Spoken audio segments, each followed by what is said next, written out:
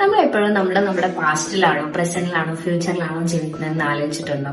ശരിക്കും നമ്മൾ എപ്പോഴും കൂടുതൽ സമയം നമ്മൾ കഴിഞ്ഞു പോയ കാര്യങ്ങളെ കുറിച്ചാണ് ആലോചിക്കുന്നതെങ്കിൽ, കഴിഞ്ഞു പോയ കാര്യങ്ങളെ ഒന്ന് സങ്കടപ്പെടുകയാണെങ്കിൽ, മുന്നേ ചെയ്തു പോയ കാര്യങ്ങളിൽ കുറ്റബോധവും ഡിപ്രഷനും ഒക്കെ ആയിട്ടിരിക്കുകയാണെങ്കിൽ നമ്മൾ കൂടുതൽ സമയം നമ്മൾ ജീവിക്കുന്നത് നമ്മുടെ പാസ്റ്റിലാണ്.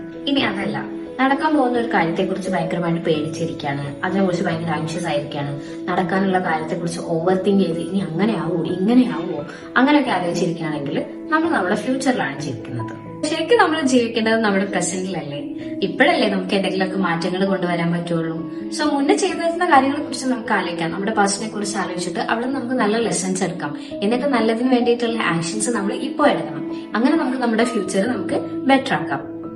അതുകൊണ്ട് തന്നെ കഴിഞ്ഞു പോയ കാര്യങ്ങളെ ഓർത്ത് സങ്കടപ്പെടാതെ ഇന്ന് നമുക്ക് ചെയ്യാൻ പറ്റുന്നതൊക്കെ ചെയ്തിട്ട്, കഴിഞ്ഞ കാര്യങ്ങളൊക്കെ അക്സെപ്റ്റ് ചെയ്തിട്ട്, ഇന്നുള്ളതിൽ സന്തോഷം കണ്ടെത്തിയിട്ട്, ഇന്നുള്ളതിൽ ഗ്രാറ്റിറ്റ്യൂഡായിട്ട് നല്ലൊരു ഫ്യൂച്ചറിന് വേണ്ടിയിട്ട് നമ്മളെ റെഡിയാക്കാം.